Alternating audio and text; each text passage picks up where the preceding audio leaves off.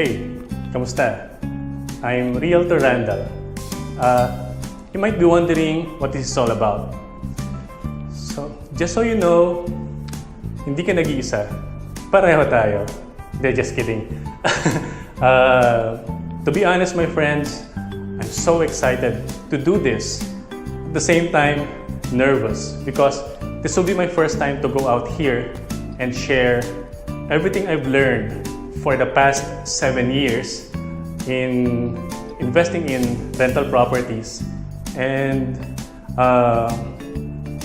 being a landlord, managing tenants, putting in tenants to my rental property, etc. Of course, I won't be claiming myself as an expert. There's still so much to learn.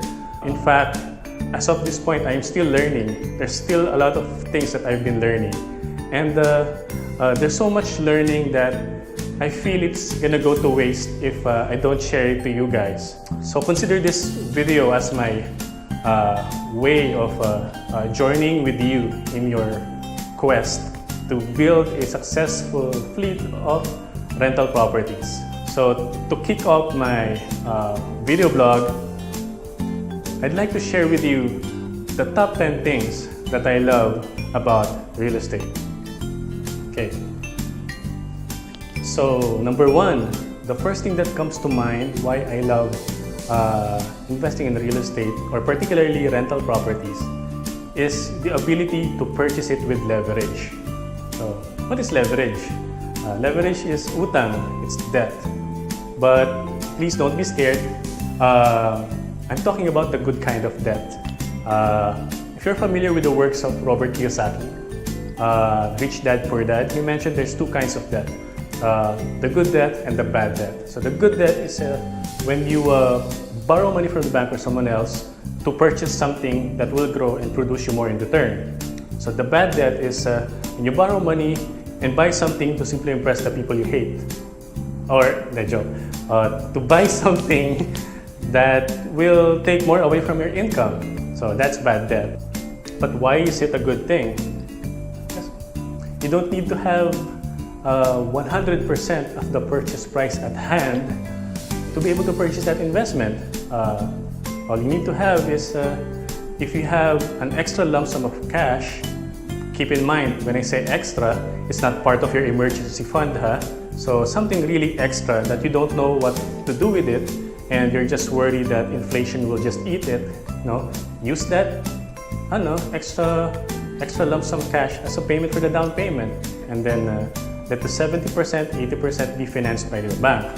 So, okay, may utang ka, who pays for your monthly amortization? So that's the time you market your property, look for tenants, and they'll be the one who will subsidize your monthly amortization, or at least cover the amortization interest and part of the loan principal. So that's not a bad deal at all, diba? It's good. Now, a second question you may have is, well, what if I don't have that extra lump sum of cash? If that's the case, pre-selling property is the perfect investment for you. Instead of paying a lump sum down payment, you're paying the down payment on a staggered basis, usually spread throughout the construction period. So that way, it's just like forced savings. So you receive your income, you already take away the funds that are allocated for investment, and then you put it in there on a monthly basis, and slowly and surely you are building your equity, at the same time shielding your extra cash from inflation. So, and before you know it, gawa na yung rental property mo, whether it's a condominium or a subdivision. And then now you can look for tenants that are in need of a place to stay. So yun, number 1, ability to purchase with leverage. So let's go on to number 2. The second thing that I like about real estate investing or rental property investing is that not only you can leverage cash to purchase a property, you can also leverage your ability to hustle, your time, and your creativity to improve the performance of your investment. So in other words, you can directly manage your investment. For example, to make sure that your property is appreciating well and performing well, all you have to do is make sure the preventive maintenance are done in a timely manner. You can stage your property well so that it would stand out among the rest of the your competitor properties for rent. You just have to invest some time and creativity. So unlike in other types of investment, not that I'm taking something away from them, it's that you're not at the mercy of the board of directors, you're not at the mercy of the CEO or from anyone in the Makati Business Club.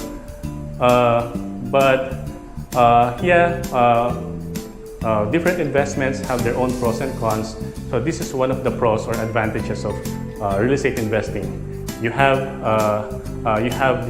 full control on how well your property will perform by doing a lot of activities to make sure the vacancies are minimal. And another thing related to that is you can purchase property below market value. So you can also do that in stocks, but you have to wait for the prices to really go down. Diba? In real estate, you don't need to wait, you don't need to time. All you have to do is you need to be always in active search for a good deal. Like, for example, people who are going to migrate overseas and they want to liquidate their assets here in the Philippines, or migrating to another country countries that won't allow them to have properties in foreign countries, or people who lives abroad and no longer want to return to the Philippines and they just want to liquidate their assets. So you just need to actively look for those opportunities. Number 3, people will always need a place to stay. True that the real estate market goes up and down, but the beauty of real estate is that the demand will never end. I'm a software engineer at heart as well, and I like technology. I also love real estate. A software engineer's dream is to be able to create something similar to Airbnb, create something similar to Uber, to Amazon, and Facebook. But those kind of things can be easily disrupted by technology. Someone can come up with something brilliant and then you'll be rendered obsolete. So you're always on your toes. It's really hard to do.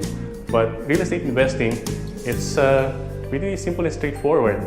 And I don't think it would become obsolete, unless someone finds a way to make civilization in outer space feasible or possible. Diba? Related to that, the generations nowadays, especially the younger ones, doesn't want to be fixed in one location. They usually like to move around, travel around different phases of their lives. They want to be here at one point and then here at that point, work to different places. I know a lot of colleagues, my previous colleagues before, who prefer to work in Cebu than in Metro Manila. So that's where the demand for rental properties comes in. Those are one of your target market. Since people no longer want to be fixed in one place, not all, but there's a growing trend that there's a lot of people who no longer want to be fixed in one place. So you can take advantage of the opportunities in rental properties. And if you are the type of person who like to live in different places, you don't want to be fixed in one place, rental investment will also work for you. You know how? If you have a very good a rental property that is performing well, you can use that rental income as a payment for rent for the place where you want to stay. So that's it. Number 3, people will always need a place to stay. A lot of people have already become successful in real estate, millions actually. So there are millions of people have done this before us. And that being said, there's already a proof of concept handed down from one generation to another, and it's a solid proof of concept. A lot of people have already been successful. You just have to follow their footsteps. You don't need to be a rocket scientist. You don't need to be super genius to be successful in real estate investing. All you need to have is common sense, at least a stable job, and the willingness to work hard at the beginning while setting up your system, your workflow, your process. So yeah, I'd like to borrow a quote from Gary Keller, the author of Millionaire Real Estate Investor. He said that anyone can be successful in real estate, but the question is, will you? So yeah, I just have to put that call to action in this video. So number 5, real estate investing is fairly stable and predictable. Yes, like I mentioned earlier, the real estate market also goes up and down, and in fact, the most recent one, the most major one back in 2007 was the real estate market crash in the US. But you know what? Who are the most affected of that crash? It's the people who are in it for the short term. People who were trying to be fancy within their investment. They thought that they can buy something at this high price and hoping to be able to sell it a few months or a few months or a year after. The people who hold on to it and who were in it in the long term were the ones who were able to recover and now enjoying again the gains from their investment. So similar to stocks, if you are like a day trading, buying and selling frequently, you really have to know what you're doing if you're doing stock trading. But if you look at the trend of stock market, in the long term, it's always going up. So if you're investing in the long term, then you should be fine. Similar with the real estate. Okay. So number 6. Another thing I like about real estate is its incredible variety. There's a lot of types of real estate investment that you can do, or investment activity that you can do. You can invest in a condo, apartment. You can invest in a townhouse, a lot, commercial property, office space. So you take your pick wherever you feel your network is, kung saan mas marami yung market mo, your connection, then go for it. And yeah, so that's number 6. It has incredible ways of incredible variety in doing real estate investing. By the way, you can also do buy and sell, buy and build, things like that. Yeah, you can do that if that's where your skill is. Number 7, you can use your property as a collateral for a business loan. So you ask any banker, and they will tell you real estate is gold. If you take a loan from them, a business loan or whatever kind of loan, they will take your property as a collateral in a heartbeat. So that's how useful real estate is. So let's say you took a loan for a business and then use your property as collateral. Let's say on a downside, your business did not perform well. If your property is a rental property and it's earning a stable monthly rent, that income from the monthly rent, you can use that to subsidize the monthly payment for your business loan. See? Nice. So, number 8, I think I took a swipe on this a few minutes ago, but another thing I like about investing in rental properties is that it's simple and straightforward. I will never claim that getting into rental properties is 100% passive. It will definitely entail work, and due diligence. But one thing I can assure you, you don't need to be super genius, you don't need to be financially sophisticated.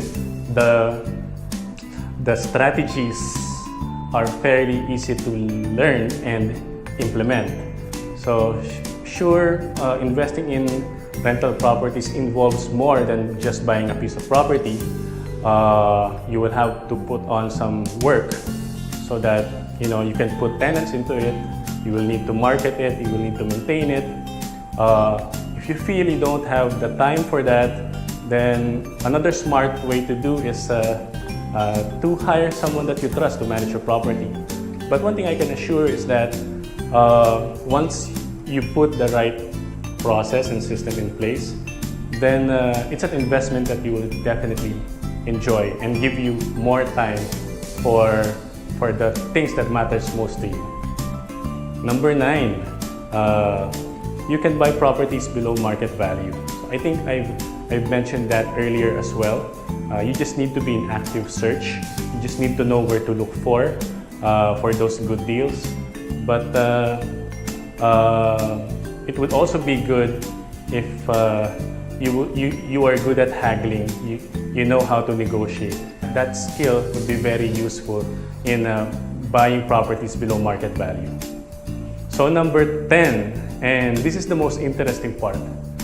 Did you know that insider trading is perfectly legal in real estate investing? So what do I mean?